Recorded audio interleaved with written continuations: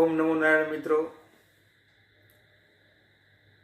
હવે જો આટલું થાય છતાંય જો આ સરકાર આવે તો આપણા દેશની શરમજનક વાત કહેવાય.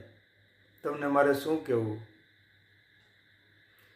કેમ કે આપણા દેશના વિદ્યાર્થીઓ શિક્ષણ માટે, સારા શિક્ષણ માટે એટલું લડે છે, આંદોલન કરે છે. તેની સાથે અભિજીત અને સોનુજી 25 દિવસે અનશન ઉપર બેઠા છે અને એને સરકાર લાઠીથી જવાબ આપે છે. વાતચીત તો નથી કરતી, પણ તેનો જવાબ આપણા સ્ટુડન્ટો અને અભિજીતને અને સોનુજીને અને આપણા સ્ટુડન્ટોને કેવો સરકાર જવાબ આપે છે, જરાક વિચાર કરો. આમાં 14-15 વર્ષની દીકરીઓ, સ્ટુડન્ટો, 15-16 વર્ષના છોકરાઓ, સ્ટુડન્ટો, આવાને લાઠીચાર્જ કર્યો છે.